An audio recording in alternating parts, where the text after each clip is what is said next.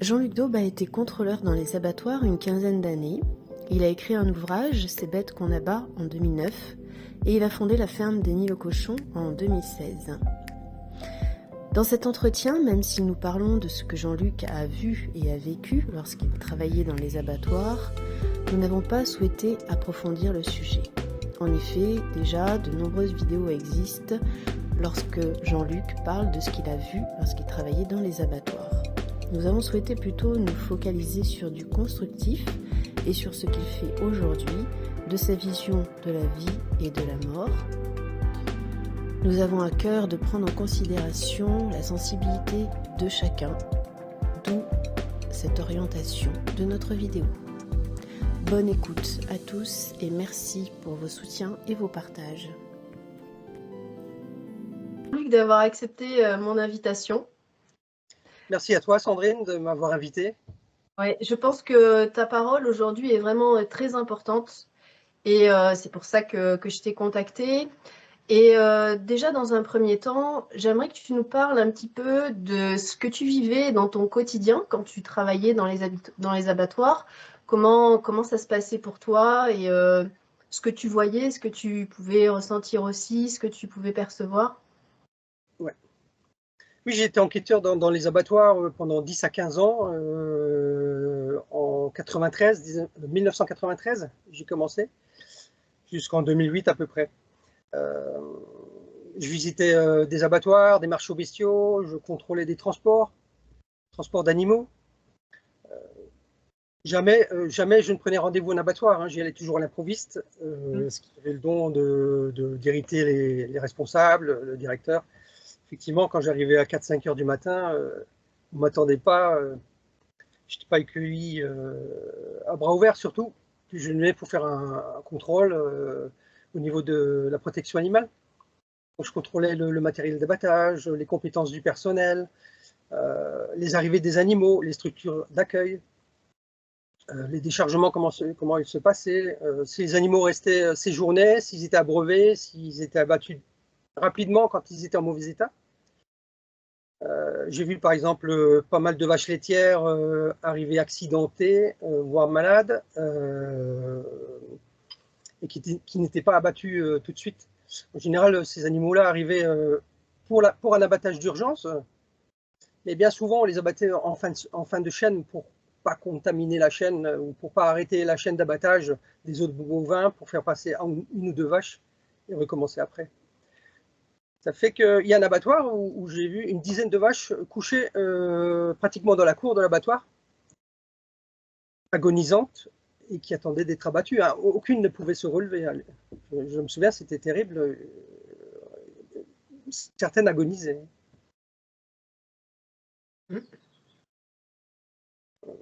Et je peux te parler aussi de l'abattage des cochons, des abattoirs où on abat des cochons à 700 ou 800 cochons à l'heure. Donc c'est impressionnant, hein, c'est une vraie chaîne d'usine en fait. Et c'est de l'abattage industriel, donc il n'y a pas de considération. Les cochons doivent avancer pour alimenter la chaîne d'abattage. Parce qu'après la chaîne d'abattage, après le poste d'abattage, il y a toute une série d'employés. Il peut y en avoir 100, 200, 300.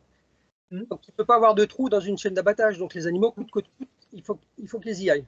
Donc c'est très difficile pour des cochons parce que quand ils sont déchargés, déjà ils sont en stress, ils ont peur, hein, c'est l'effroi pour eux. Le transport, ça a été difficile. Hein. Ils n'ont jamais vécu dans un camion, ils n'ont jamais été sur des routes, à croiser d'autres camions avec du bruit, de la lumière. Arrivés à l'abattoir, ils sont déjà en état d'hyperstress. Et un cochon, il a besoin d'avancer doucement. Quand il découvre son environnement, le nouvel environnement, il a vraiment besoin d'y aller progressivement. Or, ce n'est pas le cas. À l'abattoir, ils sont déchargés rapidement, quoi, le plus rapidement possible. Donc, déjà, ils sont en souffrance alors qu'ils n'ont même pas encore été abattus. C'est ça. Et toi, tu as fait ça donc, pendant une quinzaine d'années. Ouais. Une dizaine d'années à plein temps. Et après, j'ai commencé un petit peu à lever le pied parce que j'ai commencé à avoir quelques soucis on va dire de santé mentale. Quoi. J'ai commencé à être traumatisé et puis à me demander… Ah oui, ça a eu des impacts sur ta vie et sur ta santé, évidemment. Oui, bien sûr. vers la fin, moi, je dormais plus, hein, je faisais des cauchemars. J'étais hanté par des animaux en souffrance dans mes cauchemars, avec un sentiment d'impuissance, tu vois. Voilà. Mm.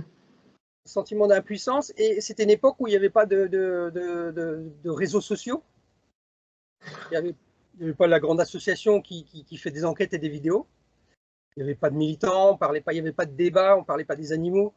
Donc j'allais vraiment dans les abattoirs et je repartais avec des images traumatisantes et difficiles. Pas parce que j'étais sensible, parce que c'était juste inacceptable. Et que dans la société, personne n'en parlait pas, personne ne le savait. Oui, c'est ça. Donc en fait, tu n'avais pas vraiment de moyen de te décharger de tout ce que tu voyais tous les jours. Non, absolument pas, non. Mm.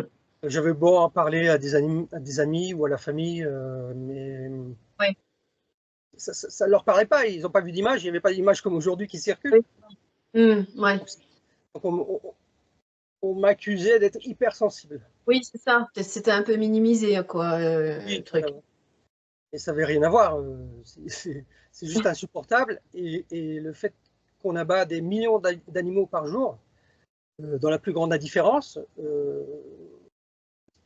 avec des souffrances, hein, il y a quand même beaucoup de souffrances, même si le matériel est utilisé, même si le personnel peut faire son travail, on va dire, en s'impliquant, il y a une souffrance qui est inévitable de toute façon. Oui, il faut rappeler quand même, je crois, hein, tu me diras si je me trompe, mais c'est à peu près 3 millions d'animaux par jour en France qui sont amenés à l'abattoir. Oui, voilà, on en est toujours à 3 millions, et ça depuis des années. Hein.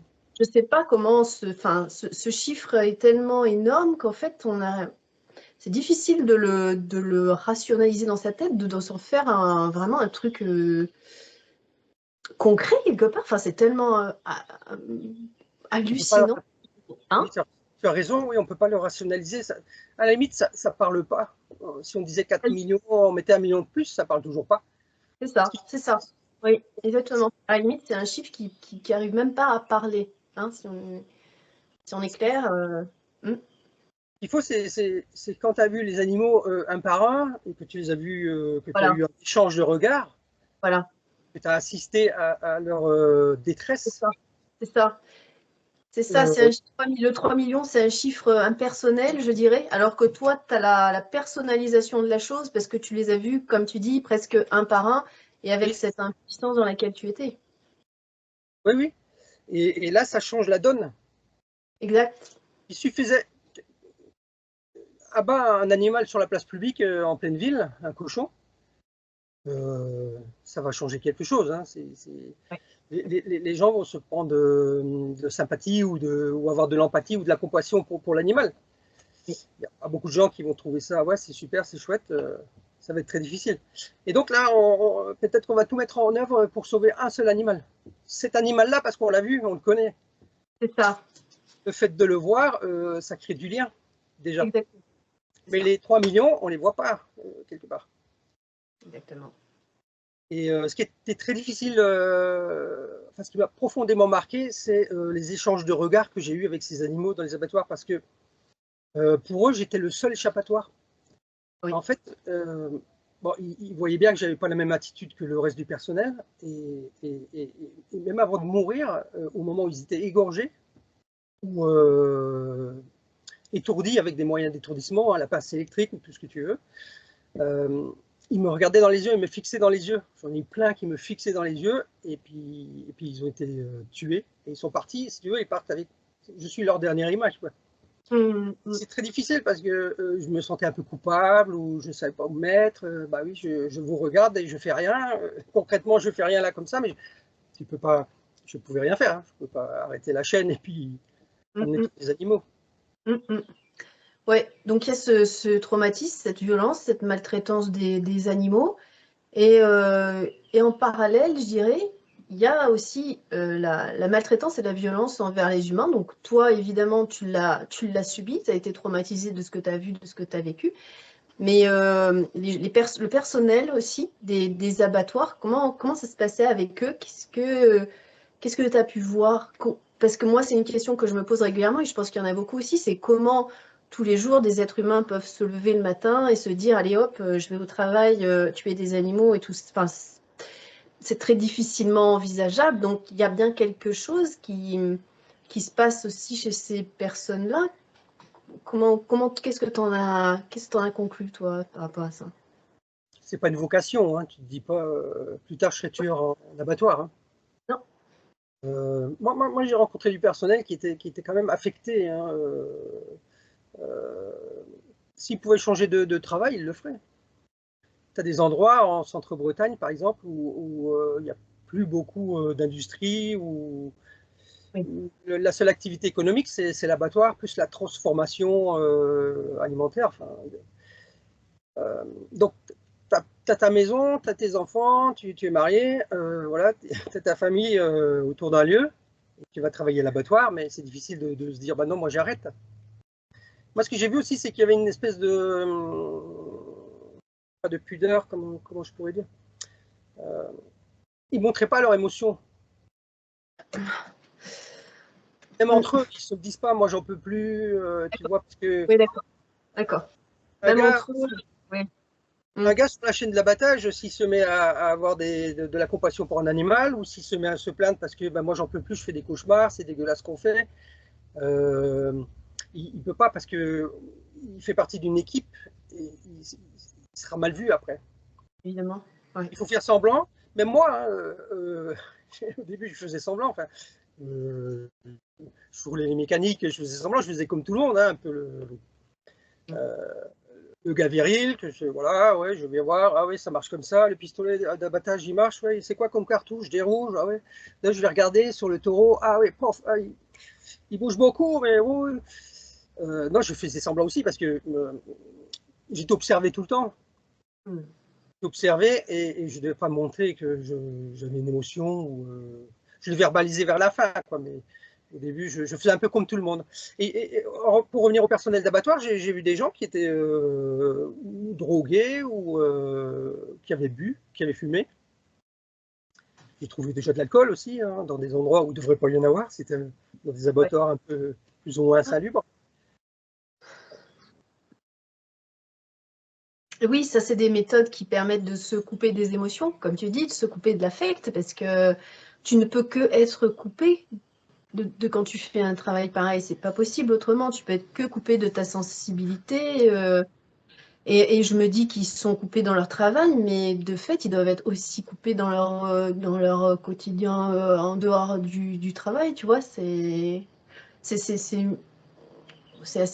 horrible comme sort quand même pour un être humain, ça aussi. Oui, oui, j'ai pu voir qu'il y avait des employés, ils n'en parlaient pas non plus à la maison, tu vois, à domicile, avec leur conjointe. En général, j'ai plutôt vu des gars travailler à l'abattoir. Ouais. Ils n'en parlent pas. Mm. Ce serait un aveu de faiblesse et ça remettrait peut-être aussi en question un aveu de faiblesse entre guillemets, hein, c'est juste normal de ne pas être bien. Oui, mais Quoi. pour eux, ça serait vu comme ça, en tout cas, ou De l'extérieur, ça serait peut-être mal perçu. Et puis après, ça remettrait en panique peut-être l'ensemble de la famille. Mais qu'est-ce qu'on va faire si tu restes pas là-bas, quoi.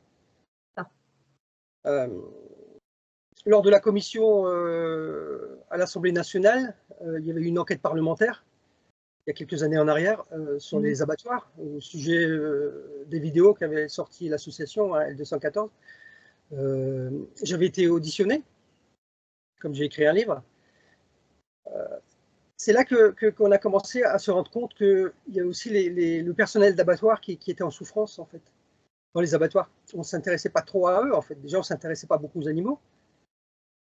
Mais cette enquête parlementaire a permis de mettre en lumière que le personnel souffrait. C'est ça. Et pour preuve, il y a un turnover qui est... Enfin, moi, j'aime pas trop les mots anglais quand je parle en français, mais ça change beaucoup d'employés aux postes les plus difficiles. Oui, parce que je ne sais pas combien de temps, si on peut vraiment faire une carrière là-dedans, en tout cas, je ne sais pas combien de temps on peut faire ça de manière... combien de temps un être humain peut tenir dans des conditions pareilles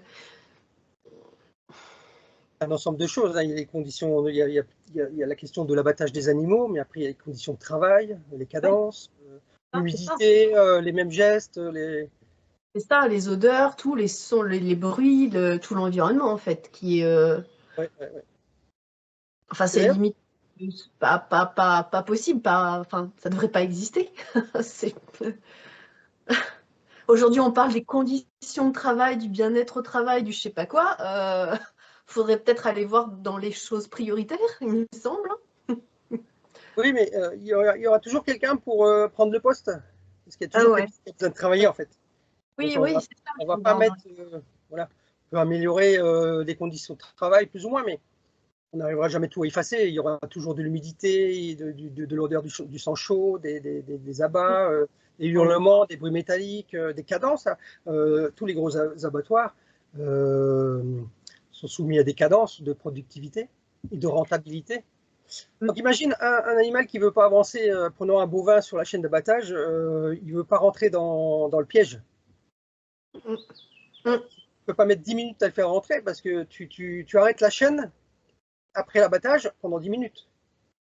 Ouais, ouais, c'est ça. C'est vraiment un système qui fait partie d'un autre système et tout ça, c'est des systèmes absolument abjects. Ceux qui sont pénalisés, bien sûr, ben, ce sont les animaux qui ne comprennent pas et Mm. qui vont être tués dans des conditions très difficiles.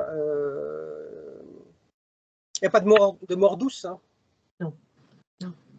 Il n'y a pas d'empathie, il n'y a pas de, à la limite il n'y a pas de prise en compte de l'animal.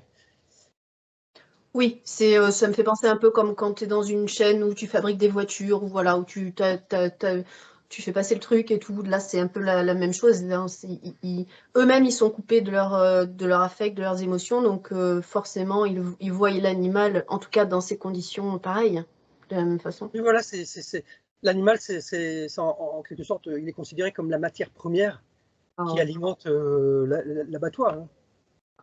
Et les chaînes d'abattage et de découpe qu'il y a derrière. Et vu les cadences, vu le nombre d'animaux, hein, qui sont tués par jour, et les camions qui sont déjà prévus le lendemain ou le surlendemain, il faut y aller, il faut y aller. Il n'y a pas de...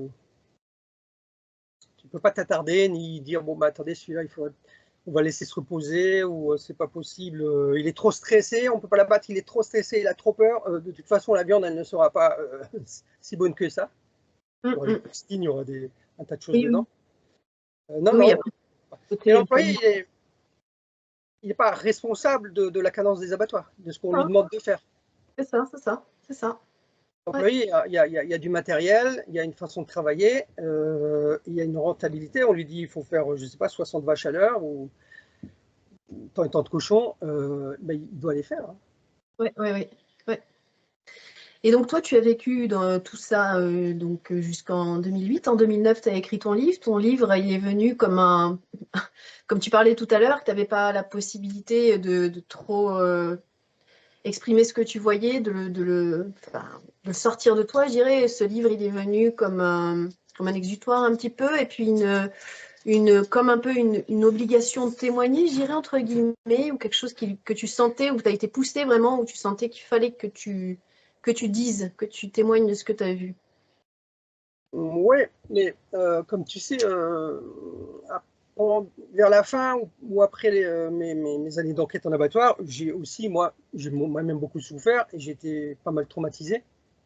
De l'ensemble, hein, de ce que vivaient les animaux, mais de l'ensemble du système, de l'inertie aussi de cette époque, des agents de l'État dans les abattoirs, etc. J'ai moi-même été conduit jusqu'en psychiatrie, tu vois, tellement j'allais pas bien, avec une erreur de diagnostic. Bon, on n'a pas besoin d'en parler maintenant, mais on m'a collé une maladie psychique que je n'avais pas, que je n'ai toujours pas. Et donc, oui, j'ai fait plusieurs fois, j'étais dans plusieurs hôpitaux psychiatriques, parce que je ne m'en sortais pas, hein. Et à un moment donné, je me suis dit, je vais quand même témoigner, je vais laisser une trace. Parce que finalement, si j'avais disparu, il ne resterait rien de ce que j'ai vécu et de mon témoignage. Et je me suis dit, je vais laisser une trace. Je ne pensais pas écrire un livre, mais au moins écrire quelque chose et laisser une trace dans l'ordinateur. Au cas où, moi, je ne m'en sors pas, hein, mais qu'il reste quelque chose. Mm. Parce que ce que j'avais en image dans ma tête, on n'avait pas le droit de filmer, on n'avait pas le droit de faire des photos, tu vois. Il y avait, à cette époque, il y avait un consensus, il était accepté dans les abattoirs, mais j'avais pas le droit de filmer, pas de faire de photos, et de toute façon, on n'avait pas le matériel comme aujourd'hui, il n'y avait pas de téléphone portable, donc. Mais j'ai quand même réussi à faire quelques photos, j'ai des clichés, j'ai pas mal de choses, mais voilà. Mais je voulais qu'il reste quelque chose, et j'ai écrit j'ai été poussé à l'écrire, hein. Je ne sais pas comment j'ai pu écrire ça dans l'état où j'étais en plus, mais j'arrivais à rien faire, hein. J'arrivais pas à communiquer avec ma famille, j'arrivais pas à sortir, j'avais pas d'activité sociale, plus d'activité professionnelle, mais j'ai réussi à écrire. Mm. Et donc un jour, c'est une amie philosophe, Florence Burga. On était déjà en contact parce qu'elle était venue m'interviewer pour son travail il y a quelques années en arrière quand j'étais dans les abattoirs. Et elle m'a dit, mais Jean-Luc, moi je serais intéressé de lire ça. Et c'est avec elle qu'on en a fait un livre en fait. D'accord. Et je Et donc, remercie Florence Burga. oui. Et donc, à partir de là, il y a eu des choses qui ont changé dans ta vie. Et puis, un petit peu plus tard, tu en es arrivé à créer la ferme des Nids aux cochons. Est-ce que tu peux nous raconter un petit peu d'où est-ce qu'il vient et comment tu en es arrivé à ça? Oui. Et après, moi j'étais fortement traumatisé par mes enquêtes d'abattoir. J'ai été fortement traumatisé par mes nombreux séjours dans différentes psychiatries, de différentes régions. Et après, tu te retrouves dehors, tu fais comment pour t'en sortir? Mm. Surtout qu'il n'y a personne qui va te prendre en main et qui va t'aider. Il n'y a pas de remède miracle, il n'y a que toi qui Ouais. a pratiquement la solution, hein. J'étais fortement abreuvé de médicaments, mais ça n'aidait pas, hein. Ouais. Au contraire, j'avais pris 30 kilos, j'avais coupé tous mes liens sociaux, c'était pas possible. Et j'étais pas moi-même. Donc je sais pas, il y a eu une étincelle, j'ai décidé de faire des sevrages. Donc j'ai eu à en faire plusieurs parce que les premiers n'ont pas réussi, étaient trop rapides, trop violents. Donc j'étais obligé de reprendre mes médicaments vite fait. C'est comme une drogue, hein, c'est pas autre chose. Et puis après, j'ai pu voir des vidéos de quelqu'un en Suisse qui avait expérimenté des sevrages avec l'aval professionnel d'une professeure en Angleterre qui effectue de vrais sevrages sur 2 ans.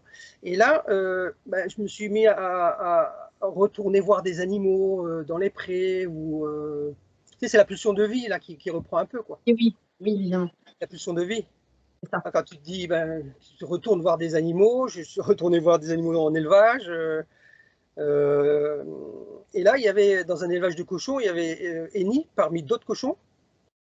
Mais j'y suis allé plusieurs fois et chaque fois, Eni, il venait, il se manifestait plus que les autres ou il venait au câlin. Et j'avais des photos de lui. Et quand je regardais chez moi les photos, je voyais ce même regard que j'ai croisé dans les abattoirs.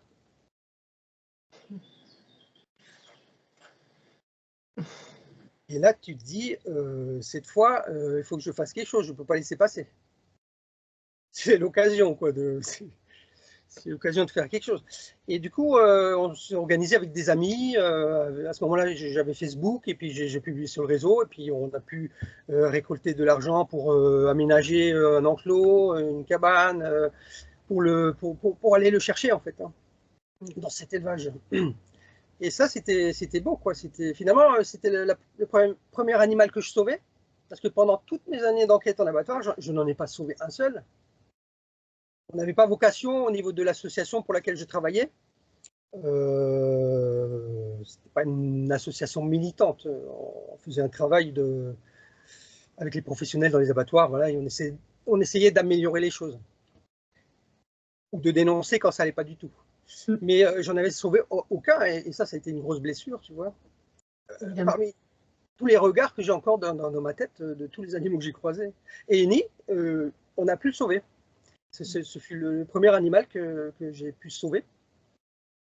Et de là, avec la ferme d'Eni, en fait, je publiais sur des photos, je publiais son histoire sur Facebook. De là, ça a pris tout seul, quoi. Il y a des mamans qui voulaient venir avec leurs enfants pour voir Eni. Il y a des bénévoles, des personnes qui se sont proposées pour venir m'aider.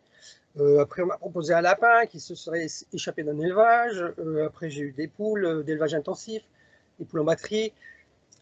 J'ai sauvé un bouc en allant chercher de la sciure pour la litière des nids. Je suis tombé sur un gars qui élevait aussi des moutons et qui vendait des boucs, des jeunes mâles en fait, qui recevaient comme rebut de l'industrie laitière. C'est-à-dire que les boucs dans l'industrie laitière, hein, comment on dit, les caprins, Oui. enfin, les bébés quoi. Oui. Il y a les agneaux et puis il y a les... Oui, les petits. Oui. C'est pourtant très simple. Mais bon, en tout cas, les femelles, ils les gardent, comment? Les chevreaux, non? Oui, les chevreaux, oui, voilà. Et les mâles, ils les gardent pas. Oui, oui. Voilà.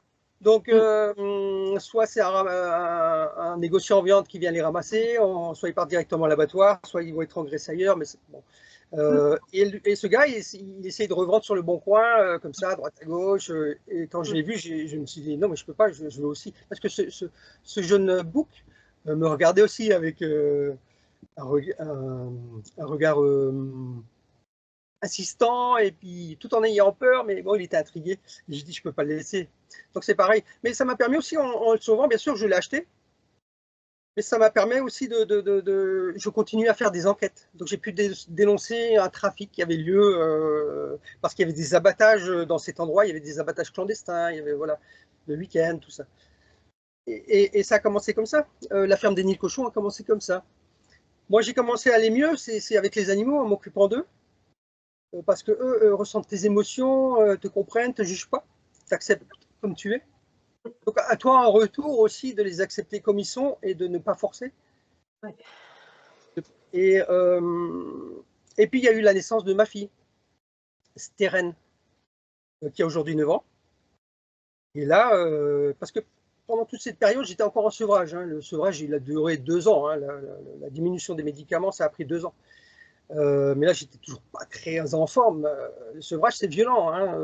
Il te manque quelque chose. Parfois, tu remplaces cette espèce de drogue qui étaient mes médicaments à moi. Hein. J'en avais beaucoup, beaucoup, beaucoup. Hein. Des doses impressionnantes. Et donc, ma fille est née et elle était bébé. Alors moi, je savais pas trop quoi faire en tant que papa. Je savais pas comment on sait quand on est papa. Hein. Être maman, ça a l'air plus instinctif et naturel que de devenir papa. Qu'est-ce qu'on fait quand on est papa? Et surtout que j'étais pas très en forme. Hein. J'étais vraiment très très mal pendant le sevrage. J'avais pas beaucoup d'espoir, de pulsion de vie. J'en avais pas beaucoup pendant le sevrage. Et là, quand j'avais ma fille dans les bras, elle était bébé, je m'étais assis au pied d'un arbre. J'étais douloureux dans mon corps. Hein. Quand tu es en sevrage, tu as mal dans les muscles, tu as mal dans ta tête, dans les articulations. C'est très difficile. Et je l'avais dans mes bras, puis je la regardais et elle me tenait la main. Et c'est comme si elle me disait mais papa, je suis là, moi, papa, j'ai besoin de toi. Et oui, évidemment.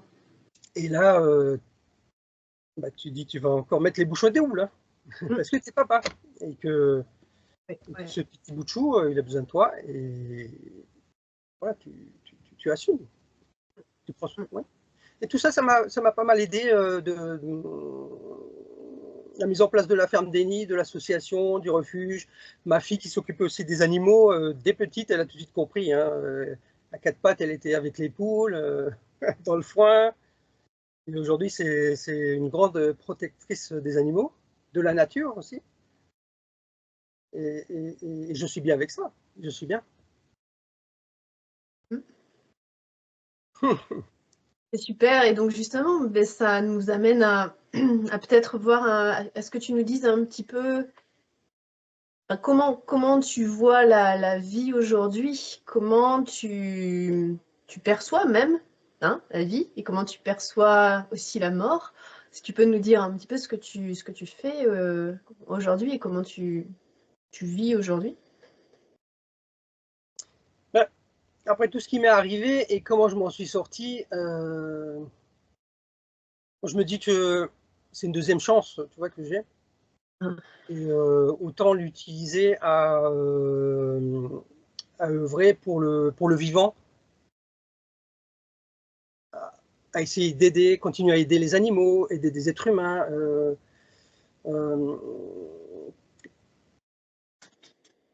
passer du temps pour les autres, aussi pour soi, mais pour les autres, pour aider. Parce que quand tu vois le sourire de quelqu'un que tu as aidé, ou si tu lui as dit juste bonjour, hein, je me souviens en déplacement, je me suis arrêté dans une station-service. Il y avait une dame qui était à quatre pattes avec une serviette entre les urinoirs, dans les WC des hommes, qui sont sales, qui étaient sales et qui sont très souvent sales. Et cette pauvre dame était à quatre pattes en train de nettoyer. Et toi, tu viens là, tu veux uriner. Il y a des gars qui urinaient, ça les dérangeait pas qu'elle soit à quatre pattes par terre. Et puis moi, j'ai attendu qu'elle se relève. Et puis je lui ai dit bonjour, vous allez bien? Il était. Enfin, c'est comme si j'étais descendu d'un nuage. Et oui, oui. Ouais. Elle a eu un sourire qui me. Ah oui. Tellement Oui. beau. Et Ouais, c'est ça. c'est suffisant, il n'y a pas besoin de faire de gros trucs, tu vois. Ouais. Dans sa journée, si j'ai pu la rendre heureuse et lui donner, lui montrer qu'elle est quelqu'un, qu'elle n'est pas rien, Oui. Ouais, c'est ça. c'est déjà beaucoup. Et ça, c'est tous les jours. Et c'est un peu mon chemin maintenant, tu vois. Ouais. Et la mort, je l'ai côtoyée beaucoup, beaucoup en abattoir. Vraiment, j'ai côtoyé des milliers d'animaux qui ont été tués. J'en ai vu qui étaient morts déjà à l'abattoir, j'en ai vu morts dans les camions, sur les marchés aux bestiaux. Et je n'ai pas tout de suite perçu cela, mais pour moi, la mort aujourd'hui, c'est pas une fin en soi. Elle a été difficile dans ce que j'ai vécu, suivant les circonstances, hein, les abattages, les abattoirs, les transports, les élevages, où il y a des animaux qui meurent à l'élevage, ils n'ont même pas le temps d'arriver à l'abattoir. Parce que c'est tellement dur, c'est tellement pas pour eux. Et, mais aujourd'hui, j'ai un rapport à la mort qui est moins lourd, moins dur. Je me dis qu'il y a quand même quelque chose d'autre après. La vie ne s'arrête pas au moment du décès, quoi. Et ça aide pour continuer aussi. Parce que, tu sais, j'ai encore plein d'images, j'ai plein de choses dans ma tête par rapport à tout ce que j'ai vécu, ça part pas comme ça. Il y a des choses qui peuvent vite remonter, il y a des odeurs, une situation dans la rue, une vache dans un camion ou même dans un pré, etc. Mais l'idée, c'est de vivre avec et comment transformer ça en quelque chose de positif. Pour moi, pour les autres et aussi pour ma fille. Oui. Et ce que tu fais aussi, qui est quand même, moi je trouve ça génial, c'est quand tu vois par exemple des animaux qui sont sur la route, qui ont été écrasés, ou tu vas les récupérer, les aider, je dirais quelque part, parce que c'est une aide aussi ça. Tu vas les aider, tu leur fais des petits hôtels avec des petites fleurs, tu les enterres. Enfin, moi, je trouve ça merveilleux de faire ça. C'est quand que c'est quand que ça t'est arrivé ça pour la première fois, tu t'en souviens? C'est avec un animal en particulier? J'ai toujours fait ça sans m'en rendre compte, hein, à plus petite échelle. C'est vrai qu'aujourd'hui, je ne sais pas pourquoi, ça peut être 3 fois par jour. Ah oui. J'ai toujours fait ça sans me rendre compte à petite échelle. Je ne savais pas vraiment ce que je faisais. J'ai même fait ça, je me souviens, je devais avoir 20 ou 25 ans et j'avais entendu à la radio des étudiantes qui avaient traversé une voie de chemin de fer après leur journée d'université. Donc, elles ont dû prendre le train pour rentrer chez elles et puis ils ont traversé les voies de chemin de fer. Mais elles se sont fait happer par un train, toutes les trois. Elles sont mortes sur le coup. J'avais 20 ou 25 ans, j'ai entendu ça à la radio et ça se passait, c'était la ligne Paris-Strasbourg. Et elles se sont fait tuer en Alsace, quoi, sur une liaison sur le chemin de fer en Alsace. Et donc j'ai été très touché. Et je suis allé, j'ai pris ma voiture, j'ai cherché la ligne Strasbourg-Paris. Dès que je suis tombé sur le chemin de fer, j'ai mis des bougies, j'ai mis des fleurs. Et je pense que ça a toujours fait partie de moi, en fait. Encore ce matin, tu vois, j'ai pris le vélo, j'étais en ville et j'ai pris le vélo pour me promener en ville. J'aime bien y aller avant que tout le monde se lève, quand la ville commence à peine à se réveiller. Puis il y avait un pigeon qui était décédé. Et ce matin encore, je me suis occupé de lui. Alors que je m'occupe de lui, je le prends en charge, je l'enlève de là où il est, je vais lui mettre un endroit où il serait tranquille. Parce qu'il il y a toujours quelqu'un, tu sais, le pigeon, il est là, personne ne le regarde, ne s'occupe de lui, mais lui, son âme ou sa conscience, elle est toujours présente. Hein. Et comment tu veux qu'il quitte définitivement son corps ou, on va dire, la terre, si il n'est pas parti apaiser? Ah S'il n'y a pas oui. quelqu'un qui a mis des mots, de l'attention, de l'amour, ce qui manque en abattoir. Ouais, ça paraît assez évident puisque c'est quand même ce qui est manière assez rituelle chez les êtres humains de faire ça, hein, avec les enterrements, les trucs, il y a des rituels autour et tout, Oui, justement, même si oui, on n'y met pas ces mots-là, mais je pense que quelque part, c'est aussi pour il y a quelque aider, chose qui est fait. voilà. Et alors, pourquoi est-ce que effectivement on peut être comme ça, indifférent au sort Très bonne question. Très bonne question. Très bonne d'un question. animal Je te la soumettrai. Si c'était un humain qui serait au bord de la route, ouais, on s'arrêterait ou on appellerait, oui. je sais pas, la gendarmerie, le SAMU, les pompiers. pense, je pense à la majeure partie des cas quand même, Normalement, normalement, normalement. si on n'a pas peur, si on veut bien s'occuper, mais C'est ça. normalement on le fait. Et quand c'est un Voilà. animal, on ne le fait pas. C'est beaucoup Non. plus rare, très rare. Oui. Oui. Au Oui. pire, on va appeler le service de la voirie.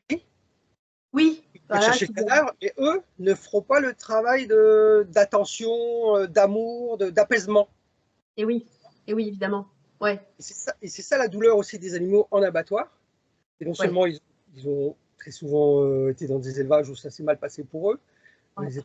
l'abattage se passe mal. Ouais. Et partir dans des conditions comme ça, qu'est-ce qui se passe après? Comment? Alors, c'est la question. Est-ce que toi, tu as un peu des réponses ou des bribes de réponses par rapport à ça, justement? Est-ce que tu peux sentir ou percevoir une différence effectivement entre tous ces animaux là qui partaient à la chaîne et tout dans des conditions horribles et puis ce que tu fais aujourd'hui à les accompagner et tout? Est-ce que tu te sens différent? Est-ce que tu sens des choses différentes? Oui, alors effectivement, j'en avais pas conscience quand j'étais enquêteur de ce qui se passait. Euh, ce que j'ai ressenti finalement à un moment donné, c'est que les animaux me transmettaient un message et me disaient ou me faisaient comprendre. C'est pas une communication avec un langage parlé, mais me faisaient comprendre. Écoute, tu peux pas nous sauver. Et tu es à la chaîne, on est martyrisé, on vit dans des élevages qui sont préjudiciables pour nous, pour notre bien-être. On est mal. Tu peux pas nous sauver, mais il faut parler de nous à l'extérieur. Mhm. Nous aider à l'extérieur ou prendre soin de nous à l'extérieur. Mhm. Ça, c'est quelque chose. Ça, c'est un des premiers messages que j'ai ressenti. Et effectivement, ça s'est développé. C'est une chance pour moi. Je peux voir un cadavre d'animal et je peux ressentir s'il est apaisé ou pas, si c'est fini, si son âme est apaisée ou sa conscience ou si la mort a été brutale ou longue et violente, je le ressens, je peux le ressentir, oui, je le ressens. Donc en fait, quand j'arrive sur un lieu où il y a un animal, des fois c'est très dur, hein, c'est glauque, c'est violent, Ouais. avec un corps éclaté, des os par-ci, des yeux. Mais quand j'ai fini de m'occuper de lui, que je l'ai emmené ailleurs, que j'ai rassemblé tous les petits morceaux, parce que à la truelle, j'ai une truelle et je rassemble le moindre peau, le moindre os, je l'emmène et je suis avec lui. Il se passe déjà quelque chose. Ça devient plus léger déjà. J'ai pas fait grand chose. Mhm. J'ai pas de remède magique. Hein. Je me prends pas pour. Tu vois, je me dis pas. Ouais, allez. Oui, Il se mais passe c'est déjà quelque chose. oui, c'est l'attention que tu y mets et effectivement, c'est cette reconnaissance qu'il y a un individu qui a existé Voilà. et qui existe encore quelque part, sûrement. Il va pouvoir continuer d'exister et de façon apaisée, il peut faire un autre chemin, C'est ça, c'est ça. comme tout le monde. Mais et après, il y a encore tout l'environnement. Quand l'animal, par exemple, si je peux le mettre en forêt, Oui. faire une petite sépulture ou un petit hôtel ou juste des fleurs, tu es quand même observé par l'environnement. Tu as Mhm. les arbres, tu as les oiseaux, tu as les insectes, tu as la mousse, tu as les plantes, tu as d'autres animaux que toi tu ne vois pas parce qu'ils sont cachés. Il se passe quelque chose de magique, de merveilleux. Moi, je suis transporté dans un autre monde, tu vois. Ah, Et oui. quand je sens que je suis bien et que je sens que c'est léger, c'est que j'ai fait ce qu'il y avait à faire et l'animal, il fait son chemin, il continue à faire. Et s'il a de la famille, alors évidemment, s'il a de la famille, ah, il y a mon pigeon qui vient de passer. J'ai vu. Tu l'as vu? Oui. Puisque j'ai un pigeon dans le camping-car, hein, c'est Stella. Stella la pigeonne, elle n'a plus de pattes, enfin, il manque une partie des pattes. Si la famille de cet animal, d'un renard par exemple, peut être aussi soulagée quand on s'est occupé de leur poche. Ça, je le ressens, tout devient plus léger, c'est presque musical après, c'est presque. J'ai envie de dire, t'es passé d'une dimension, comment on pourrait dire, glauque, basse, je sais pas si c'est vraiment le mot, Oui, c'est une dimension, c'est des énergies très basses. à quelque chose d'hyper. En fait, je sais pas comment. Tu vois, je fais le geste, mais t'es passé d'une strate à l'autre, non sans difficulté évidemment, parce que comment ça pourrait être autrement. Mais aujourd'hui, ouais, ce que tu fais, c'est que de la lumière finalement, et c'est il faut que tu propages tout ça à toute la terre. J'essaie de le partager en publiant. Ouais. Après, j'espère pouvoir avoir une page consacrée à ça, une page sur Internet. Mais ce ne serait pas glauque. Hein, ce qu'il y a, oui, et c'est vrai que depuis que je partage, il y a des gens qui m'envoient des photos d'animaux décédés. Des gens qui me disent maintenant, quand vous avez vu faire, on le fait aussi. Ouais. D'autres personnes qui m'écrivent, mais moi, j'y arrive pas, qu'est-ce que je peux faire? Je ne me sens pas bien parce que je ne me suis pas arrêté. Moi, je leur dis, c'est pas grave, au moins vous avez une pensée. Et c'est une attention, c'est de l'amour déjà d'y avoir pensé, de penser à lui. Et c'est déjà pas mal. Exactement. Des fois, c'est même suffisant. Oui, oui, exactement. Exactement. Et donc voilà, enfin, c'est quelque chose, c'est un chemin. J'ai beaucoup souffert dans des endroits sombres. Même s'il y a des personnes qui travaillent et que leur intention n'est pas sombre au départ, enfin voilà. Mais tout le monde est pris dans des endroits sombres. Moi, j'ai réussi à m'en dépatouiller. C'est difficile, hein. Moi, j'ai eu des copains de chambre qui sont décédés, suicidés, en hôpital psychiatrique, par exemple. Ce que j'ai vu en abattoir, c'est difficile, c'est difficile, c'est difficile. C'était très lourd, des animaux qui hurlent de douleur, tu vois, ou qui hurlent de peur parce qu'ils sont acculés. Et qui comprennent qu'il n'y a pas moyen il y a pas de moyen de fuite. Bon. Mais après, maintenant, ouais, quand je vois un cadavre sur la route, je ne suis pas affecté. C'est difficile, mais il se passe quelque chose de bien plus beau, bien plus grand. Je vois une autre partie du. Oui, évidemment, puisque la suite ne sera pas la même. Donc, Ouais, et puis moi j'ai été là, je le ramasse, je le mets ailleurs.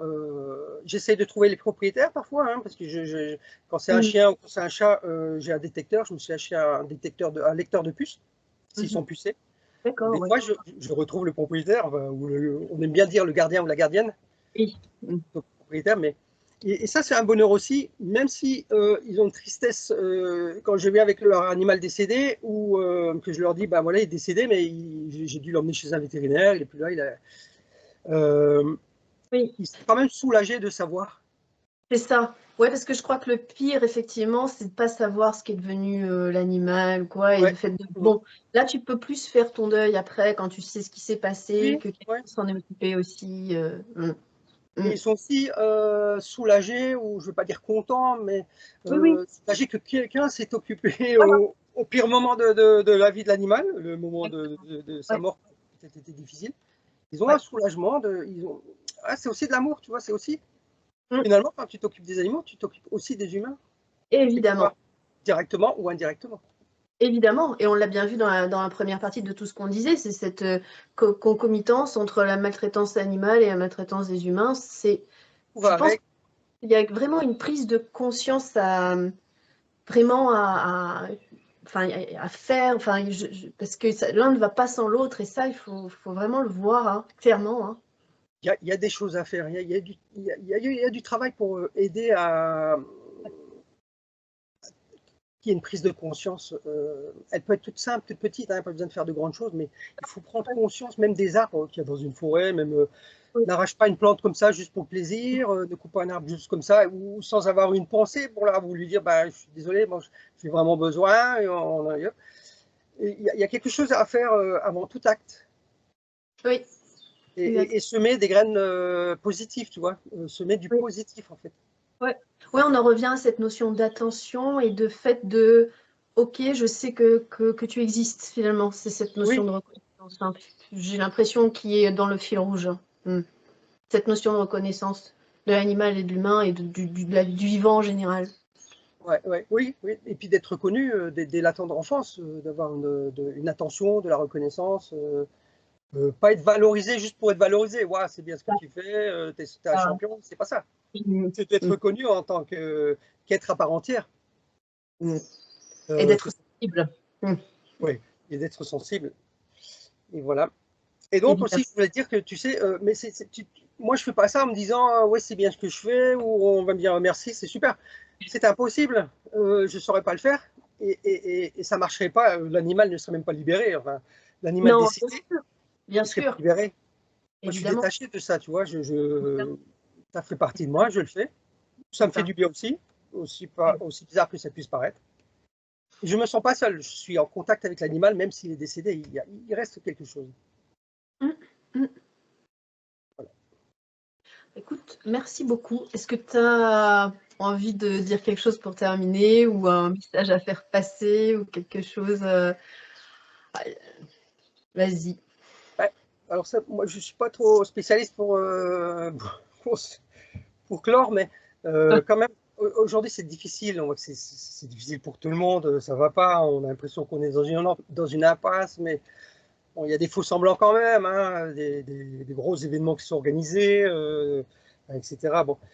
Mais vraiment, faut vraiment essayer de se poser et de se questionner et se dire, mais qui suis-je quel est le sens de ma vie, à quoi je sers concrètement en dehors de métro, dodo, boulot.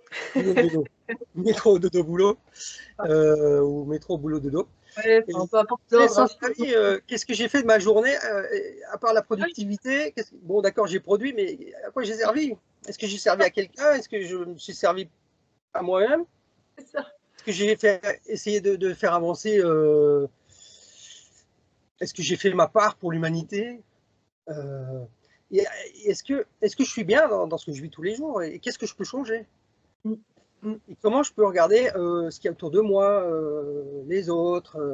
On n'est pas obligé de copiner en permanence, mais les arbres, les plantes, les animaux. Ou qu'est-ce que je peux réduire comme impact négatif aussi? Évidemment. Quel est mon impact négatif sur toute chose? Voilà. Comment je peux agir simplement pour soi ou pour les autres, pour un monde meilleur? Oui, c'est ça. Et puis, pour les personnes qui continuent à manger de la viande ou des produits laitiers et tout, peut-être de réfléchir un tout petit peu en amont de comment... Est-ce que vraiment le marketing qu'on me montre, ou en tout cas ce que je vois, reflète on pourrait faire une conférence, hein. Une interview là-dessus, je peux t'en faire une, hein, sur le marketing. Ouais, on pourra. Ah oui. Je m'y connais bien aussi. Ouais. Non, oui, c'est vrai. Là, tu as raison de le souligner, de le rappeler. Mon impact sur la consommation des produits animaux. Moi, si je mange de la viande, moi, j'en mange pas. Hein, bon. Mais si je mange de la viande, j'ai fait du mal à qui? Sans le vouloir. En fait, tu le fais pas exprès. Et comment ça s'est passé pour le morceau de viande que j'ai dans mon assiette? Qui était cet animal? Qu'est-ce qu'il a vécu? Et comment je peux réduire mon impact, parce qu'il y a une énorme souffrance, on peut pas, aujourd'hui tout le monde le sait, dans le monde animal, dans le monde de l'élevage, les animaux d'élevage, il y a une énorme souffrance. Et comment je peux réduire cette souffrance en mangeant moins de viande, voire plus du tout, ou moins de produits animaux? Qu'est-ce que je peux faire? Voilà, après c'est une question de conscience, ouais, je pense, et de réflexion, et de mettre du sens aussi à ce qu'on met en soi, à la fois psychiquement, mais aussi de manière plus matérielle, je dirais. Oui, à la fois psychiquement, oui, qu'est-ce qu'on peut mettre en soi? Et ce qu'on mange, on est ce qu'on mange aussi. Ce qu'on mange, ça va avoir des répercussions sur nous. évident. La façon dont on le mange, ce qu'on mange. Si on mange de la viande d'animal qui a été maltraité ou qui a souffert à l'abattoir, c'est impossible de ne pas souffrir à l'abattoir. Il n'y a pas de bien-être animal à l'abattoir, comme on essaie de nous le dire. Quel impact ça a dans mon corps? Et quel impact ça aurait d'en manger moins, voire plus du tout? C'est ça. C'est des questions très simples. Enfin, c'est des choses très simples, Oui, finalement. on peut tous y arriver, hein, tous et toutes, on peut y arriver. On n'est pas obligé de faire de grands projets, hein, c'est par petites choses. Ok. Voilà. Bien, écoute, vraiment un grand merci du fond du cœur, Jean-Luc. Merci à toi, merci à toi, merci à toi. Et à très bientôt. Ouais. Au revoir.